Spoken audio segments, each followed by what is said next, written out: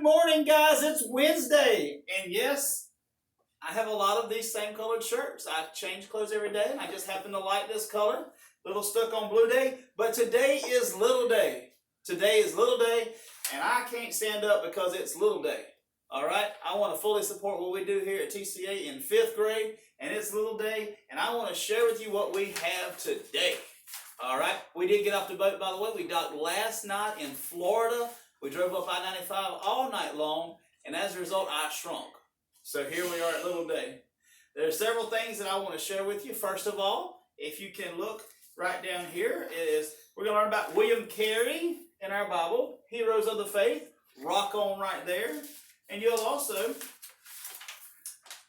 finish up the back side of that page as well. Okay? But as to not hurt myself, I'm going to have to stand up and talk about some math and some science. Okay? Math and science today. Area of a rectangle. Now, we learned about area. A little bit last week about how many square units are in something. That's what makes area. Okay? So what I want to change that to is this. Let's see. 6 feet. 3 feet. Now, if this is a rectangle and this side is 6 feet, and this side is 3 feet, that means that their corresponding sides, okay, would also be equal. This side would be 6 feet, and this side would be 3 feet. These, actually, to be honest with you, this side is celebrating Little Day, okay, because they're smaller. Little Day guys, not so Little Day, okay, Little Day followers. 6 feet and 3 feet. So how many square feet could we fit in there? So what I'm going to do is 1, 2, 3, 4, 5. 1, 2, 3, 4, 5, 6. And then I will go here and here. Now imagine all these boxes are equal. Okay? So how many square feet? Understand these aren't actually feet. This is a scale drawing. How many square feet would fit? 1, 2, 3. Right? 4, 5, 6, 7, 8, 9, 10, 11, 12, 13, 14, 15, 16, 17, 18.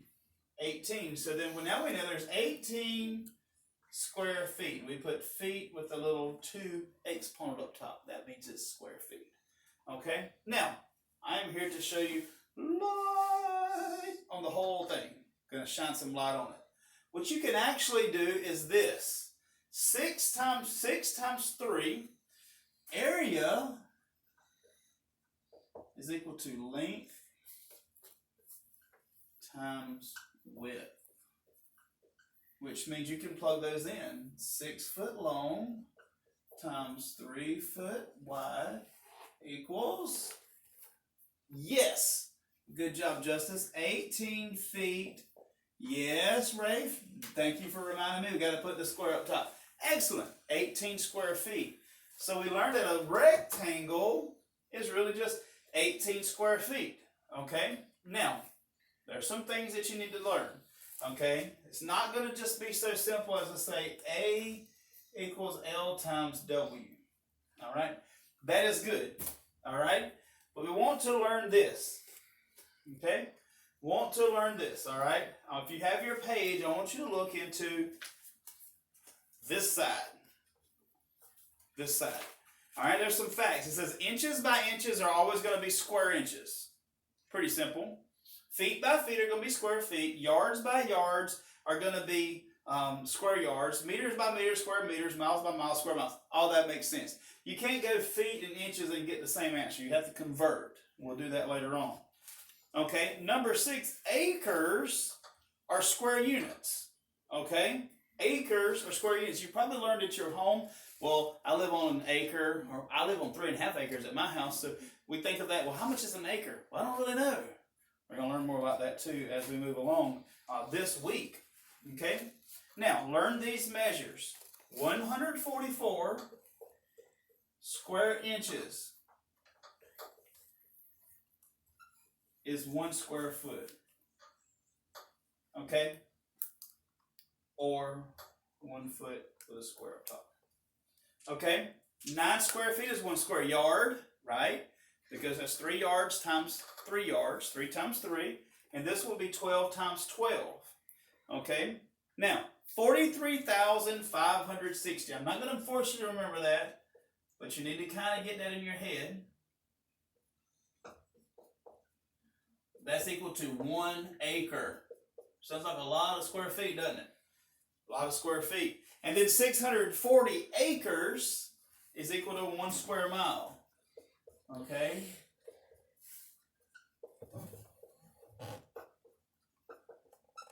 Those are some things you need to remember, and I don't have to go over it a bunch, but you need to remember that on your yellow here on the math packet, okay? You need to learn that. I'm going to step away from the board and let you see that, okay? And then I'm going to go into your science for today. Now, science is going to take a minute, so you're going to have to bear with me, okay? I am thankful we're off that ship, though. Thank you for praying for me, and I look forward to getting on the next adventure with you. But I'm going to erase this board. You guys okay? You guys understand all that? Right. If you have any questions, you can go back to the beginning of the video. Nothing wrong with that. Remember, area is equal to length times width. Length times width, okay? So, now, science. Learning a new chapter in science. It's going to be called Everyday Forces. Okay? A lot of words we use. Going to clarify what they mean, okay? My writing is terrible, but that's okay. It's because I've been on a boat for a day, and my hands are shaky, okay? So, want to look at this. How about forces? Y'all have learned this before, but what is a force? A force is a push or pull, right? Say push or pull.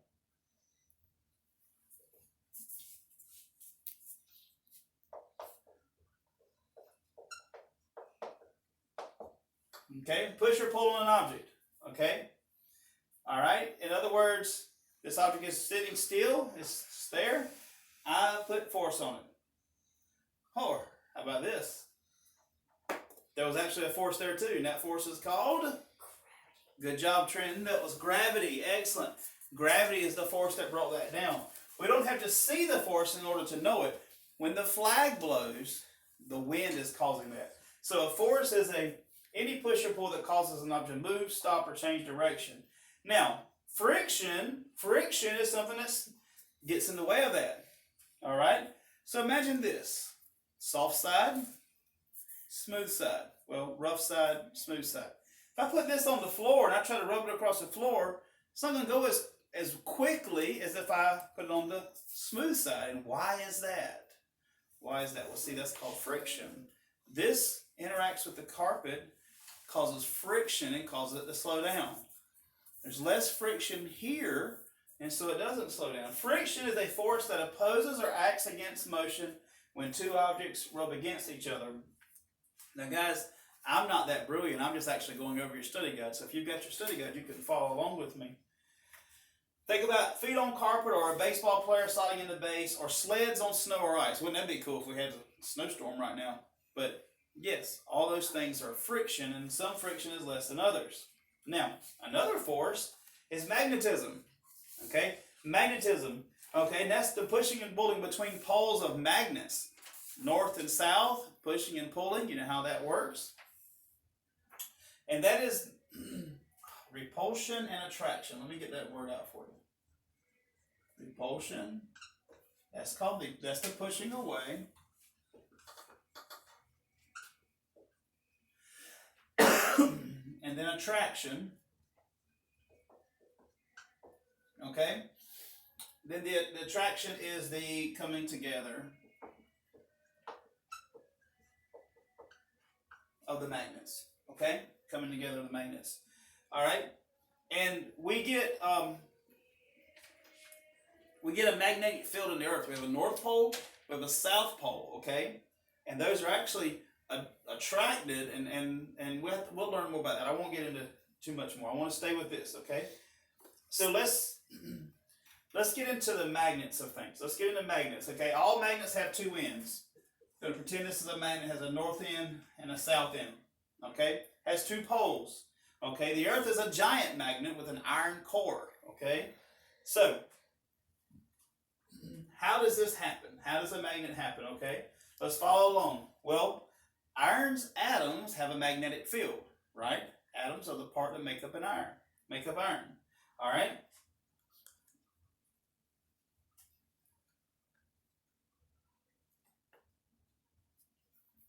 We're going to assume these are all atoms. Okay, you cannot see an atom, but we'll pretend they are. Okay? All the north ends of the magnets are lined up this way. All the south ends are lined up this way. Okay? And so, once they line up, then you have a north end and a south end. Now, if you had them in here, you had a north end, south end.